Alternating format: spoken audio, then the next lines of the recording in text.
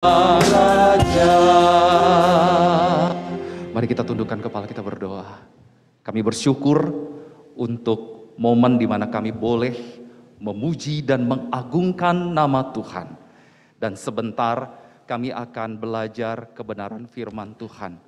Buka hati dan pikiran kami agar kami boleh kembali diterangi oleh kebenaran firman, sehingga hidup kami boleh menjadi para pelaku kebenaran firman Tuhan itu. Tuhan, kami siap untuk belajar firman Tuhan dan berbicaralah kepada setiap kami. Di dalam nama Tuhan Yesus yang siap mendengarkan firman Tuhan, berkata dengan saya, amin. Oke, shalom saudara yang terkasih di dalam Tuhan kita Yesus Kristus. Ya, puji nama Tuhan, kita boleh kembali bersama-sama meresponi akan panggilan ibadah hari ini di momen di Minggu Advent yang keempat. Hari ini saudara yang terkasih, kita akan bersama-sama belajar satu kebenaran firman Tuhan. Kita buka bersama saudara dalam Lukas pasal yang kedua ayat 13 sampai dengan ayat 14. Ibu Meda akan membacakannya bagi setiap kita. Jemaat yang dikasihi Tuhan, pada pagi hari ini kita akan membacakan firman Tuhan di Lukas 2 ayat 13 dan 14. Dan tiba-tiba tampaklah bersama-sama dengan malaikat itu sejumlah besar bala tentara surga yang memuji Allah. Katanya, kemuliaan bagi Allah di tempat yang maha tinggi dan damai sejahtera di bumi di antara manusia yang berkenan kepadanya. Demikianlah firman Tuhan. Terima kasih. Ayat ke-14 saya akan bacakan sekali lagi. Kemuliaan bagi Allah di tempat yang maha tinggi dan damai sejahtera di bumi di antara manusia yang berkenan kepadanya. Saudara, kalau kita berbicara tentang damai, oke ya, apa arti damai itu saudara? Sebelah kiri saya bisa menjawab saudara, kira-kira apa arti damai itu menurut saudara?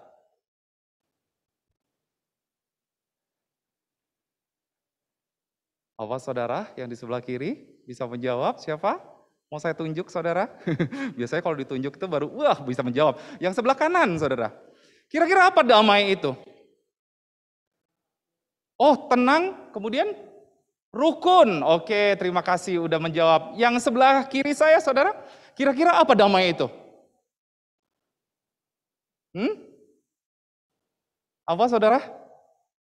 Kok Hartono dari tadi ngeliatin saya. Saya takut loh kalau dilihatin jemaat. Oh, tenang dalam badai kehidupan. Oke, ya. Ada lagi saudara yang ibu-ibu dong, tadi yang bapak-bapak. Ada yang ibu-ibu? Kira-kira tenang apa saudara? Kalau I Irma apa I? Damai itu apa I? Tenang ya. Oke. Saudara, memang ya kalau kita memikirkan, mengerti akan damai, ya jelas pengertian kita kondisi nggak ada pertengkaran, betul ya? Nggak ada yang namanya perselisihan, tidak ada yang namanya peperangan, saudara. Mungkin dengan kata lain damai seperti tadi, saudara berkata bahwa oh rukun, harmonis, nggak ada perselisihan, nggak ada berantem-berantem nih seperti itu. Nah saudara yang terkasih di dalam Tuhan kita Yesus Kristus, siapa di antara kita tuh yang nggak pengen damai hidupnya? Saya yakin saudara dan saya pun rindu dan mau sekali hidup di dalam kedamaian. Tapi ironis saudara, kehidupan yang penuh damai itu sepertinya sangat jauh daripada harapan kita. Sebab tiap hari kita itu diperhadapkan dengan begitu banyak pergumulan, tantangan, permasalahan, percekcokan, perselisihan, ya. Dan masih banyak lagi saudara, belum lagi 2 tahun terakhir kita ngadepin apa? Virus corona yang membuat pada akhirnya kita mengalami nggak damai, nggak nyaman, nggak tentram seperti itu, melakukan apa-apa harus dibatasi dengan protokol kesehatan. Nah saudara yang terkasih di dalam Tuhan, dunia juga mengalami kekhawatiran dan ketakutan. Sehingga banyak orang yang menjadi stres seperti itu saudara, sulit menata emosinya, ya. Disenggol sedikit, emosinya luar biasa, bener ya saudara ya. Salah ngomong sedikit, udah tersinggung dan lain sebagainya.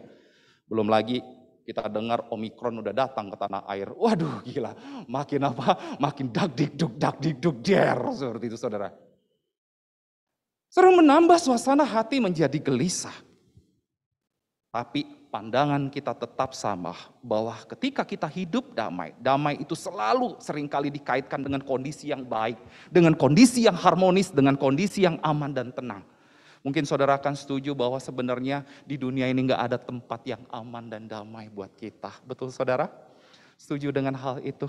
Tetapi hari ini kita mau sama-sama belajar. Apa yang Alkitab dalam bagian ini katakan tentang pengertian damai. Lalu yang kedua saudara, damai itu ditunjukkan untuk siapa? Nah saudara, dua hal ini yang akan kita sama-sama pelajari dalam teks bagian Lukas pasal yang kedua, ayat yang ke-13 hingga ayat yang ke-14. Apa arti ya dari damai itu dan ditunjukkan untuk siapa sebenarnya damai itu. Saudara, mari kita perhatikan bersama-sama teks yang kita baca tadi. Dalam Lukas pasal yang kedua ayat yang ke-13 sampai dengan ayat yang ke-14. Saudara, kalau kita melihat ini menjadi sebuah nyanyian Soli Deo Gloria. Nyanyian pujian para malaikat pada waktu itu saudara. Yang mana syair pujian itu betul-betul mengandung makna yang begitu dalam. Ya, malaikat berkata kemuliaan bagi Allah di tempat yang maha tinggi dan apa saudara?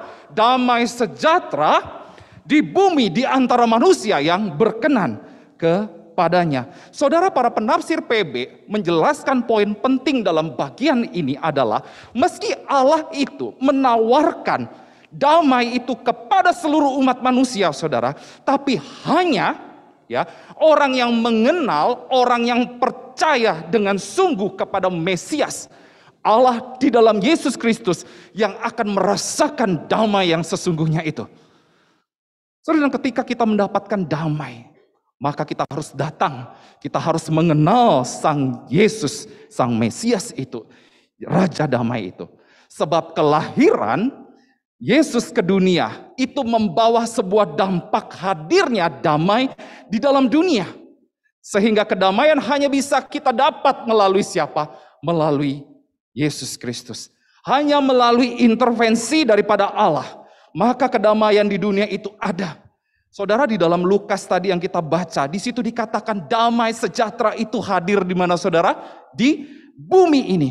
Tanpa kehadiran Yesus, dunia ini tidak akan pernah mengenal kedamaian. Dunia akan tetap terus hidup di dalam kegelapan. Saudara, untuk itulah saudara, arti damai itu sangat berhubungan erat sekali dengan pengenalan kita kepada Tuhan. Dan damai itu bukan sekedar kondisi kita tanpa konflik, bukan tanpa pertikaian, tanpa perselisihan.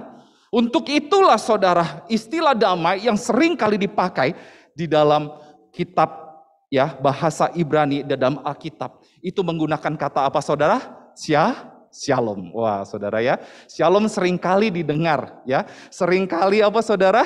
Kita ungkapkan, betul? Tadi saya menyapa saudara dengan kata apa? Shalom. Apa arti kata shalom itu sendiri saudara? Kesempurnaan, keutuhan ya. Jadi kata ini sering digambarkan sebagai kehidupan yang sempurna. Dan gambaran kehidupan yang sempurna itu dari pandangan orang-orang Ibrani pada waktu itu adalah ketika hidup kita ini sejalan, sesuai dengan yang namanya kehendak Allah. Jika seseorang dengan yang lain mengatakan shalom ko, shalom ci, dan lain sebagainya. Itu artinya apa? Bahwa hendaklah hidupmu itu sejalan. Hendaklah hidupmu itu sesuai dengan kehendak Allah. Damai berarti kita pun harus pulih secara sempurna, saudara. Relasi kita dengan siapa? Dengan manusia, dengan sesama. Relasi kita dengan Allah, dan relasi kita dengan diri kita sendiri. Saudara, kalau tiga hal ini tidak mengalami pemulihan di dalam setiap kehidupan kita, maka dengan jelas kedamaian itu tidak akan pernah hadir. Saudara, kedamaian memang adalah ketiadaan kejahatan dalam bentuk apapun. Dan damai itu adalah pemberian Allah yang hilang karena apa? Dosa manusia. Jadi ketiadaan damai itu bukan karena apa saudara? Bukan karena kondisi.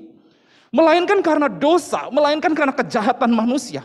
Itulah satu-satunya saudara, cara untuk mendapatkan damai itu kembali adalah dosa manusia harus diampuni. Saudara, damai itu tidak hanya berhubungan erat dengan pengenalan kita dengan Tuhan. Damai sangat berhubungan erat sekali dengan apa yang Allah kerjakan bagi dunia ini. Saudara yang terkasih di dalam Tuhan, ketika ia turun ke dalam dunia, ya saudara ya, dia menebus dosa saudara dan saya. Dan itu sebabnya sejak di dalam nubuatan perjanjian lama, kata damai itu sangat melekat di dalam diri Sang Mesias. Betul ya saudara? Di dalam Yesaya pasal yang ke-9 ayat yang ke-5, saudara ingat ayat firman Tuhan itu? Seorang anak telah lahir untuk kita.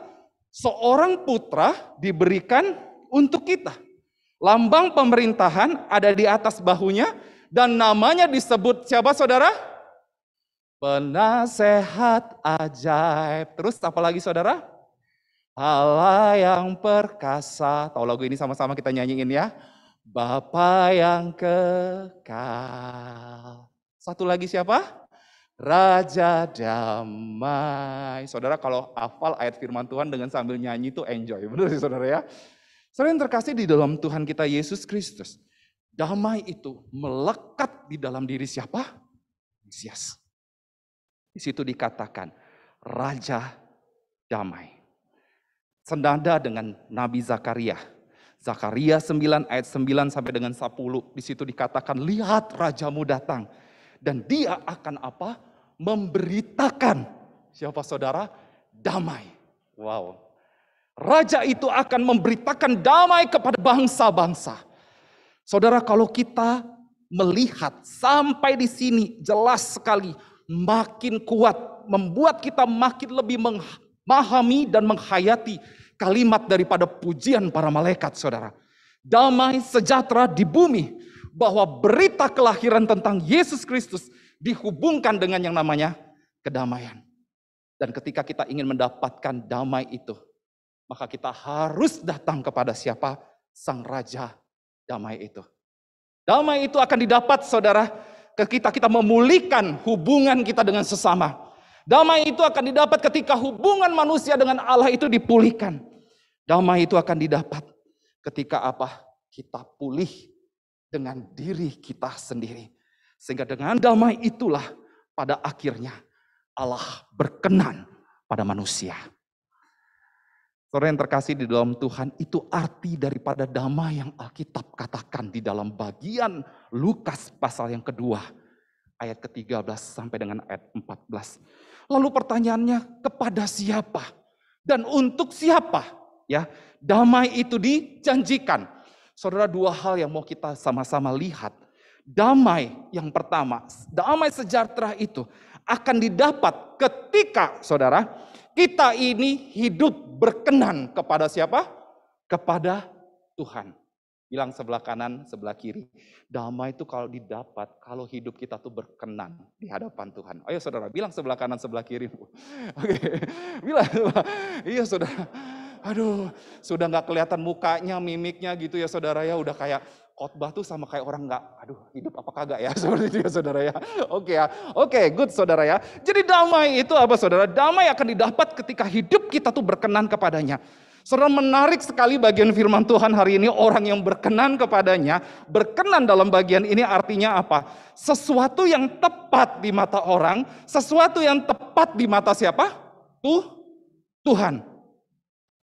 Jadi orang tersebut menjadi sesuatu yang tepat jika hidupnya itu sesuai dengan standarnya Tuhan. Wow, seperti itu. Berat ya saudara ya. Tapi ini ya, ini yang Allah inginkan. Ya, ini standarnya Allah.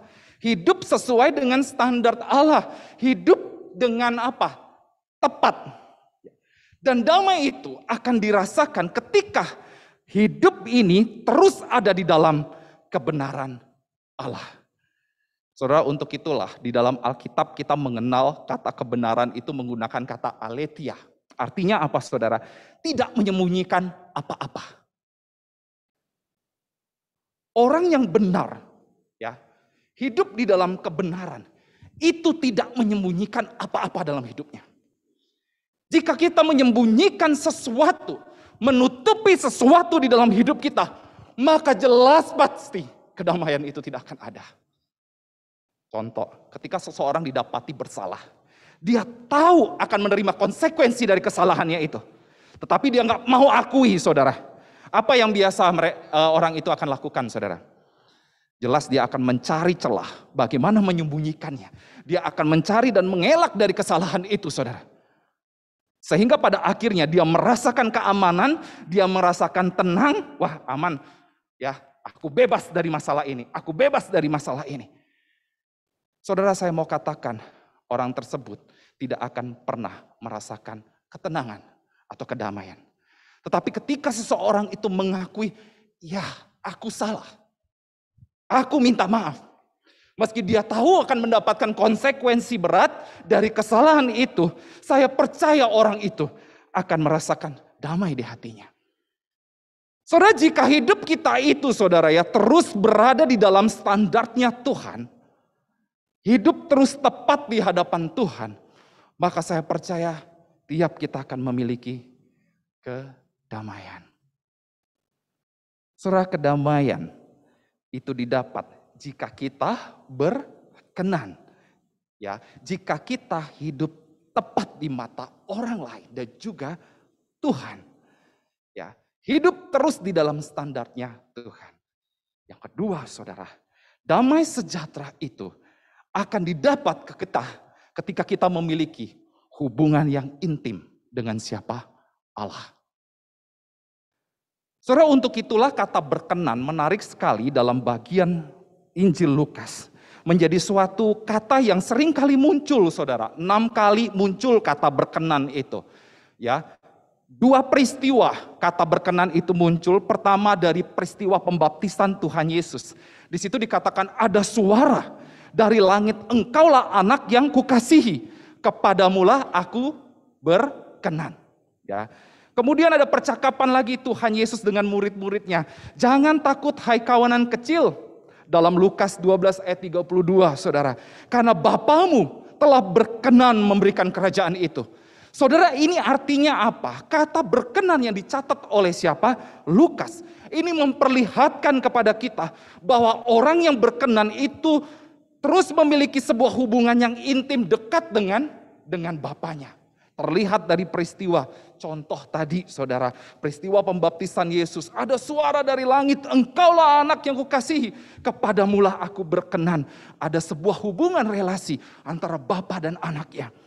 Saudara, untuk itulah saudara dalam bagian ini jelas sekali lagi memperlihatkan kepada kita bahwa orang yang berkenan itu adalah orang yang memiliki hubungan yang intim dengan Bapa.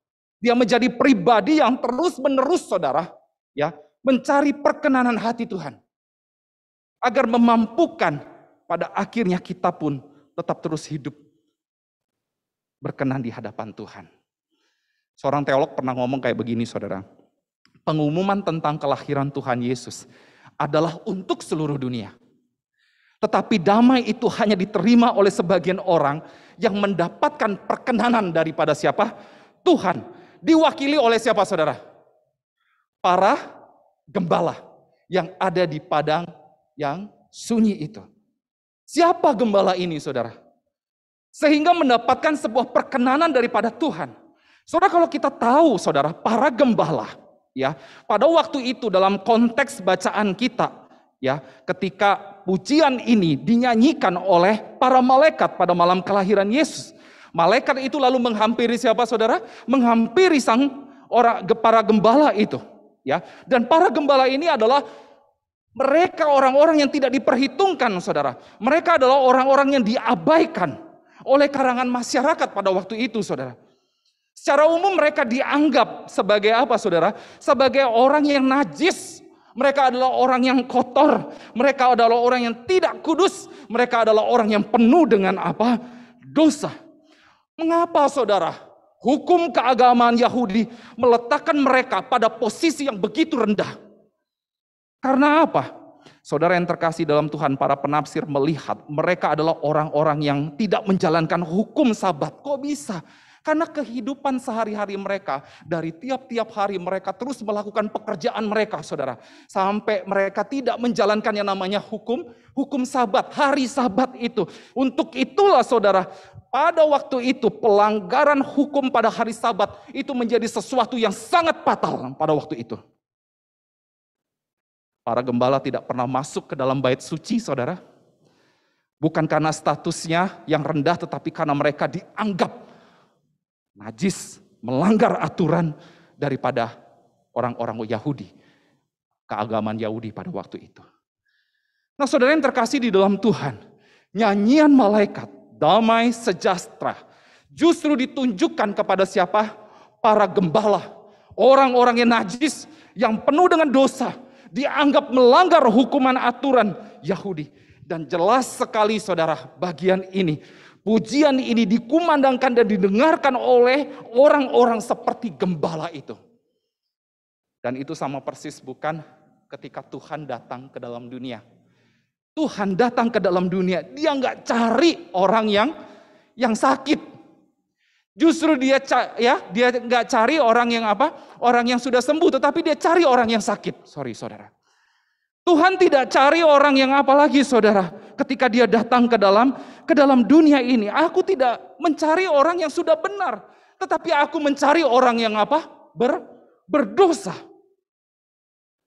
Aku tidak datang untuk mencari mereka yang sudah sembuh, tetapi mereka yang sakit. Damai itu justru diberikan kepada Tuhan ya, untuk manusia yang berdosa dan pada akhirnya diselamatkan. Saudara, ketika nyanyian ini dikumandangkan oleh para gembala, jelas para gembala itu penuh dengan sukacita. Mereka mengalami sebuah perubahan yang dahsyat di dalam hidup mereka, saudara. Ketika dahulu mereka takut untuk melewati kota pada waktu itu, karena mereka dianggap orang-orang yang najis, orang-orang yang punya status sosial yang rendah dan lain sebagainya, saudara. Mereka dianggap dan ditolak seperti itu. Dan pada waktu itu mereka dengan keberanian mereka masuk ke kota, mencari sang bayi yang akan lahir itu. Sejak itu dan seterusnya, sukacita Allah itu terus hadir bagi mereka. Dan sukacita Allah itu tidak pernah terpisahkan dari kehidupan mereka. Status mereka nggak berubah. Status mereka tetap jadi gembala. Status mereka tetap menjadi orang rendahan. Status mereka tetap dianggap orang najis dan kotor. Seperti itu. Tetapi di mata Allah, mereka adalah orang-orang yang diperkenan Allah. Saudara, pertanyaannya, siapa orang yang dikenan Allah? Siapa orang yang memperoleh damai Allah itu? Bukan orang yang memiliki dunia ini, saudara. Bukan orang yang memiliki harta yang berkelimpahan. Bukan orang yang sehat. Bukan orang yang sembuh, saudara. Bukan diberikan kepada orang yang punya status sosial yang tinggi, saudara. Tidak. Tetapi damai sejahtera Allah diberikan kepada kita dalam bentuk keselamatan. Dan disitulah kita tahu bahwa kita diperkenan oleh Allah. Saudara, para gembala itu mewakili diri saudara dan saya. Kita adalah orang berdosa. Tiap-tiap hari kita itu bergelut dengan kejahatan kita. Dengan sikap, cara, tingkah laku yang tidak berkenan di hati Tuhan. Tiap-tiap hari kita bergelut dengan hal itu. Tetapi kepada kitalah sebenarnya damai itu diberikan. Keselamatan itu diberikan kepada setiap kita. Kenapa? Karena Allah ingin kita bebas dari itu semua. Allah ingin kita kembali kepada Dia.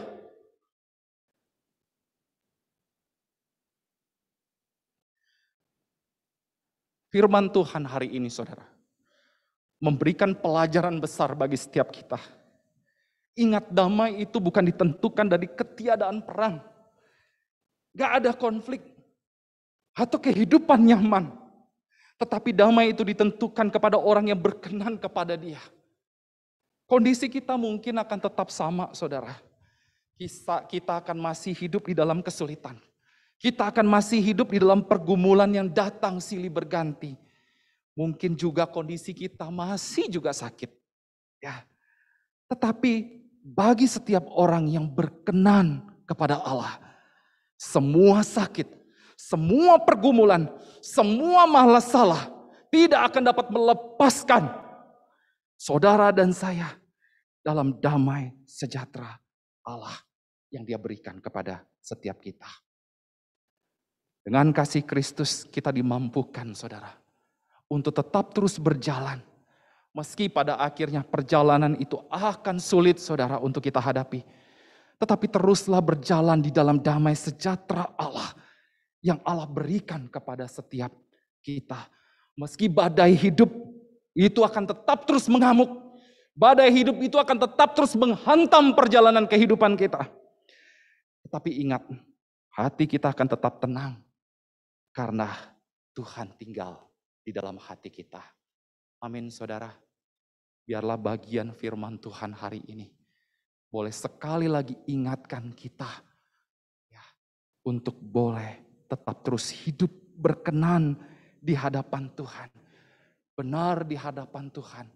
Terus membangun hubungan yang dekat dengan Dia selama masa penantian akan kedatangan Tuhan yang kedua kali. Amin. Mari tundukkan kepalamu.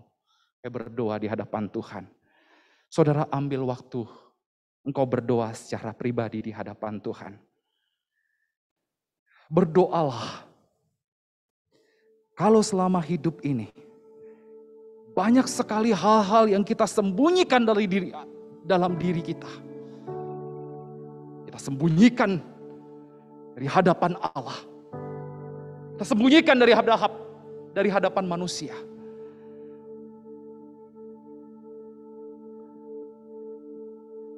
Mohonlah ampun di hadapan Tuhan. Minta lagi kedamaian itu boleh hadir melingkupi hati kita.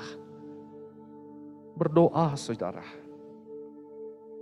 Minta lagi kepada Tuhan untuk aku boleh menjadi pribadi yang tetap hidup tepat di mata Tuhan.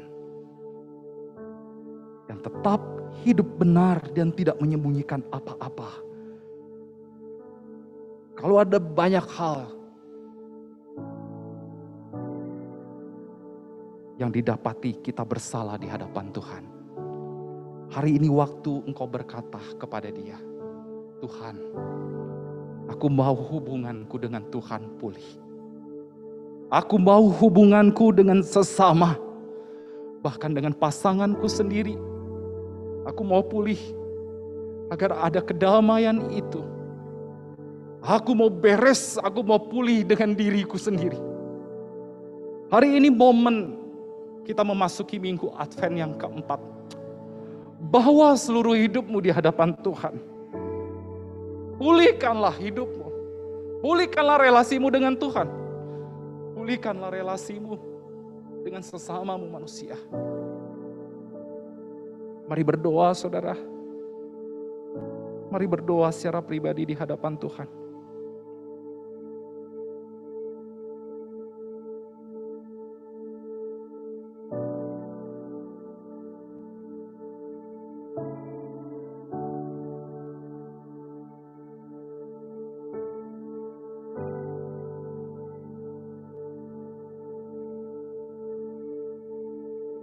Kami adalah orang-orang yang rendah, najis dan kotor di hadapan-Mu, Tuhan. Masa hidup kami berikan untuk dunia ini. Masa hidup kami habiskan untuk tidak menyenangkan hati Tuhan. Masa hidup kami isi dengan kenikmatan dunia. Sehingga kami menemukan betapa kosongnya hidup kami tanpa Yesus. Kami bersyukur tiap tahun kami boleh diingatkan tentang Yesus. Kami diingatkan kembali bagaimana damai sejahtera Allah yang sudah Allah berikan dalam bentuk keselamatan harus kami hargai betul-betul. Kami terus diingatkan untuk kami cepat-cepat balik dan berbalik kepada Tuhan. Tuhan, hari ini kiranya damai sejahtera Allah itu boleh terus hadir bagi setiap kehidupan kami yang berdosa ini. Meski kami akan tetap hidup di dalam badai, yang akan terus mengamuk di dalam kehidupan keluarga kami, di dalam kehidupan relasi kami dengan orang-orang lain. Badai itu akan tetap terus menghantam perjalanan iman kami. Tuhan, kami percaya kami bisa tenang, menemukan damai itu karena Yesus bersama dengan kami, tinggal di dalam hati kami, dan kami tidak akan pernah melepaskan Engkau, dan kami mau tetap terus hidup memperkenankan hati-Mu. Tuhan, ini doa, ini permohonan kami. Dengar seru doa kami. Dengar seruan permohonan ampun di hadapan Tuhan. Dan kiranya berita Natal, berita keselamatan itu yang sudah kami terima, boleh kami beritakan dan sampaikan kepada orang-orang yang belum mengenal Tuhan. Terima kasih Bapa, di dalam nama Tuhan Yesus hamba-Mu berdoa. Amin.